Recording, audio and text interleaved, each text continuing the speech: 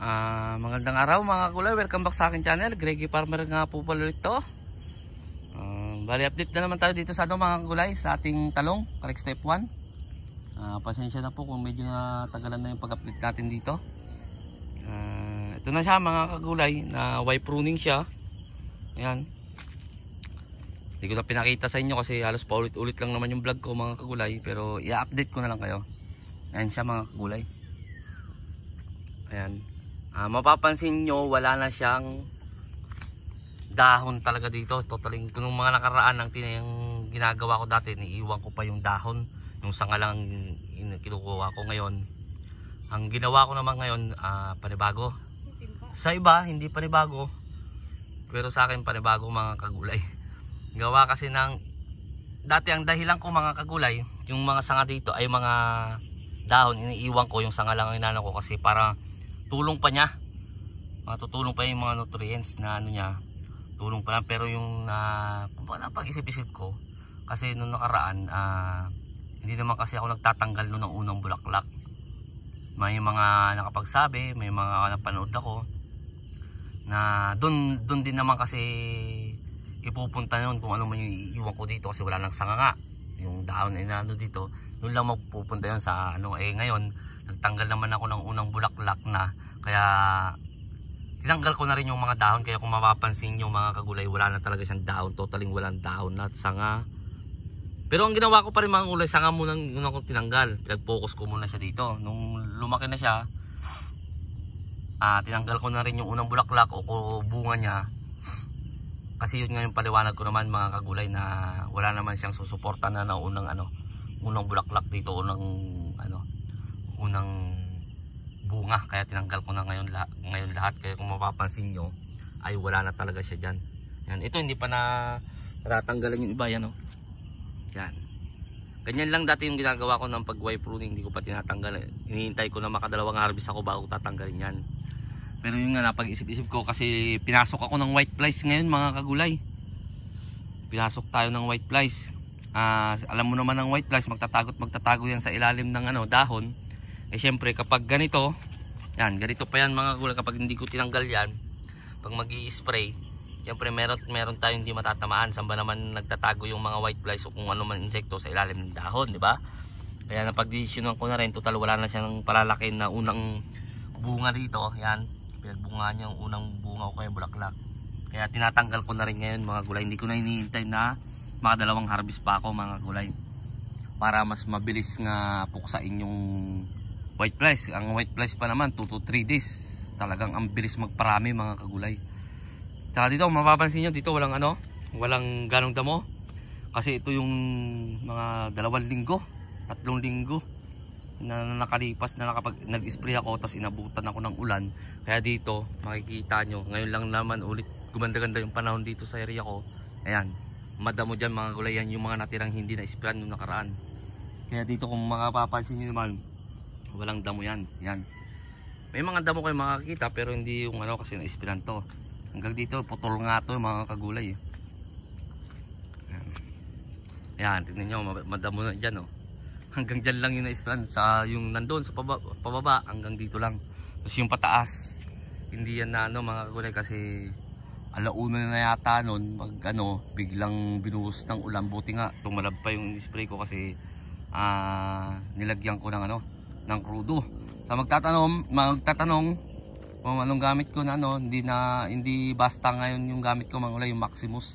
Medyo mas mura siya ng malaki, 1.4 yung galon, kaysa yung basta nasa 900 to 1.4 ang 1 litro. Depende sa area, depende sa location nyo mga kagulay. Mabisa naman siya. Yan naman yung katibayan yan, mabisa naman siya kasi ito yung katibayan. Ito yung pagka inabot ako launa, umulan na, kahit inulan kagad yun ng pagkahapon mga launa ay namatay siya mga kagulay. Ito yan ang katibayan na hindi ko siya na-sprayan dyan kasi umulan na nun. Hanggang ngayon mga kagulay,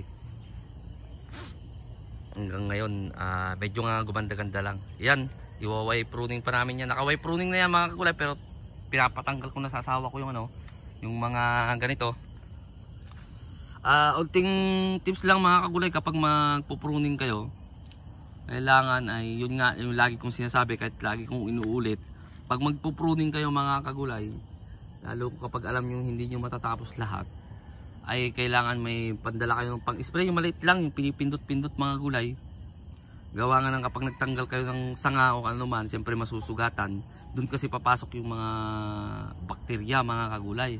Kaya kailangan ma-sprayan nyo, magtitimpla kayo unti kaagad ng, ng fungicide, tapos i-spray nyo dun sa ano.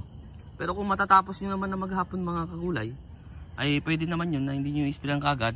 Pagkatapos nyo na lang, pagkagabi, ganun ang gawin nyo. Katulad dito sa amin na medyo uulan-ulan, kaya ganun na lang ang tips na sinasuggest ko na gawin nyo mga kagulay. Yan ang hanggang bewang ko na siya mga kagulay, hanggang dibdib ko na tong talong natin. Kapag tumayo ako dito siguro sa mismong pinakataniman niya, ay mga hanggang bewang siguro mga kagulay. Pero siyempre malalim yung plat, kaya hanggang dibdib ko siya. Yan siya mga kagulay. Yan ang ating talong. Siya. Kung nakaraan ay naggawa ako ng update dun sa palaya, yun na yung palaya natin. Silip-silip lang tayo mga kagulay para meron tayong magawang content dito mga kagulay.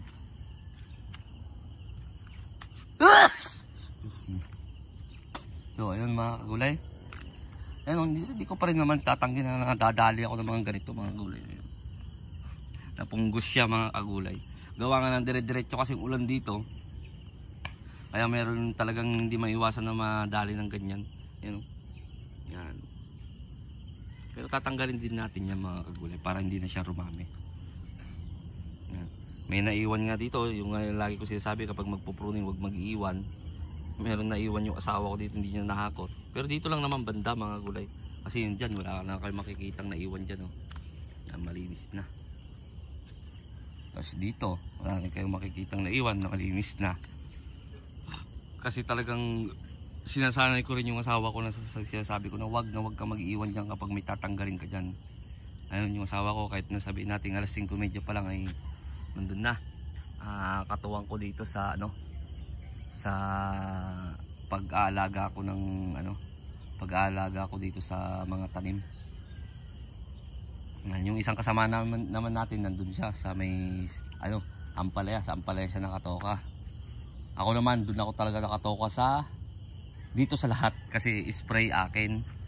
Kasi gaya siya sabi ko, hindi talaga ako nagpapa-spray. Ako lang mismo talaga nag-i-spray kasi nandun talaga yung pinakabuhay ng nakasalalay yung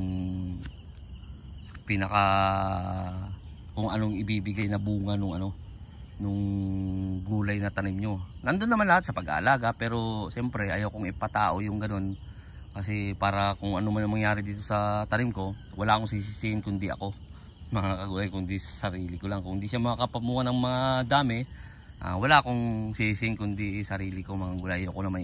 Ayoko naman sisihin yung asawa ko, ayoko naman isisihin doon sa isang kasamahan natin.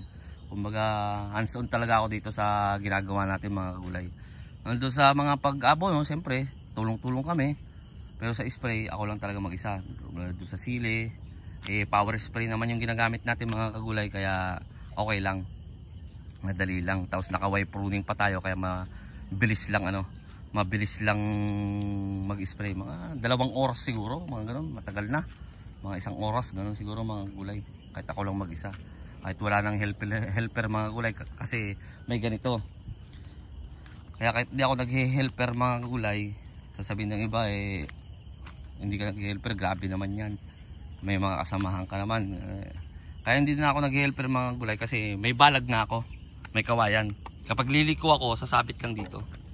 Ito nga, mali lang yung lagay na ito, dapat talaga sa loob. Wala naman kasi sa sa plano itong drip na to, kaya nasa labas. Pero sa susunod mga kagulay, iluloob na namin to. Kasi kapag lumiliko ako mga kagulay, ay nadadali ito, nababali. Marami na nga bali yung ganyan, kasi hindi nga ako nagpapa-helper na para makapagpahinga. Kasi minsan alauna ako ng madaling araw nag-i-spray, alam nagisingin ko pa yung asawa ko, alam nagisingin ko pa yung isang kasamahan natin na dito sa katuwang natin dito sa pagtatanim. Nakakahiya naman kung gano'n mga kagulay, kahit sabihin na natin na pinapasahuran, ay nakakahiya naman mga kagulay. Kaya ako lang mag-isa. Kasi kasagaran nga alauna, kaya alas 10 ng gabi Diyan ako dumadali mag-spray kasi sa mga ganyan na oras o ganun na sa gabi, diyan lumalabas kasi yung mga insekto, mga kagulay. Diyan sila nangingain sa mga dahon. Kaya mas madali silang matamaan, lalo lang kapag contact yung ginagamit nyo, mga kagulay. Kasi kapag ibig sabihin contact, kapag natamaan mo, patay. Pag hindi mo natamaan, ay ligtas sila. Hindi naman katulad sa mga, marami kasing mga ng gamot, may systemic, may contact, may translaminar, may marami mga kagulay na mga ibang klase. Kaya kung makikita nyo dyan sa mga level ng gamot na binibili nyo, may mga group yan, yan yung mga niyan, mga gulay. Maano nyo kung ano yung kung translaminar ba, contact ba, systemic ba, kung ano man dyan. Marami mga gulay, maraming double action na sila tawag dyan, na yung nagalo na yung systemic at saka basta maano rin nyo yan mga gulay, lalo sa mga baguhan, malalaman kasi ako nung bago pa ako nagtatanim mga kagulay, ang alam ko lang talaga i-spray Prebaton ng Prebaton. Ganun lang ako dati. Habang tumatagal mga gulay, doon natututo tayo hanggang doon sa gumagawa na tayo ng vlog para ma-share natin yung mga ginagamit natin para makatulong naman kung makakatulong man sa iba. Kasi sabi nila kapag halimbawa nagbanggit ako ng Prebaton, may mga lugar kasi na umiepektibo yan mga kagulay. Katulad dito sa akin, gumagamit pa ako ng Optimax, pero hindi siya ganong umiepekto dito. Nakakapaano pa rin siya kapag talagang ginamit mo siya na total yung maliit pa. Pero nung kasi nagtanim ako dito na hindi ko nagamit nung simula pagka maliit pa siya, medyo pinasok tayo, hindi niya nakakaya. Kaya dito sa talong gumagamit na rin tayo ng gold. Mabanggit ko lang mga kagulay, gumagamit tayo ng gold. Ano pa ba yung isang ginagamit natin? Ano bang pangalan yung binili namin? Yung maliit? Nakalimutan ko to. Basta medyo may kabigatan din sa bulsa yun mga kagulay. Ito, sasabihin ko na naman, negosyo itong ginagawa natin. Kaya kapag hindi na umepekto yung ginagamit ko isang gamot, ay pinapalitan ko. Kaya nag-aano ako ng pang-alternate. Ganun ginagawa ko mga kagulay. Kasi sa Mindanao talagang napaka-epektibo nung Optimax. Ang mali ko lang siguro na paggamit dun sa Optimax, kasi nung bata to, yun nga 3 linggo kasi na inulan to, kaya hindi ako nakakapag-spray. Kaya siguro ganun nang nangyari. Kasi nung nakaraan, na tanim ko, di ba, pangalawang tanim ko dito sa area kong to, mabisa siya, hindi wala talaga siyang may mga unti lang. Hindi naman kasi natin 100% na walang uod mga kagulay. Hindi natin 100%, meron pa rin yan mga kagulay. Kaya yun nga, gumamit na rin ako ng gold. Pero yung pa rin yung pang maintain ko dito mga kagulay, yung Optimax pa rin. Pag nakita kong medyo dumadami siya, ko siya ng gold. Nakalimutan ko yung isa mga kagulay, maliit siya ng kulay puti. Nang halaga niya 250 ml lang, ang halaga niya nasa 1.9. Babanggitin ko na sa sunod na ko mga kagulay. Tumatanda na kasi tayo mga kagulay, makakalimutin na tayo. Sa dami ng ginagawa dito. Yung maliit ba mama na binili ko, kalimutan kong ginagamit din ng iba. So yung mga kagulay, hindi ko malala, hanggang dito na lang siguro ako. Kung in-update ko lang kayo dito sa ating talong. Ayan na nga yung kinalabasan. Yung natin, pinaggagawa natin itong kalokohan, kung kalokohan man. Maraming salamat po ulit sa legit na sumusuporta sa akin. Sa bago pa lang sa munting channel ko, huwag nyo kalimutang mag-subscribe at i-click nyo na rin po yung notification bell para update ko lagi sa gagawin kong vlog o video dito sa aking sa pamamaraan sa aking pagtatanim. Maraming salamat po ulit. God bless po sa ating lahat.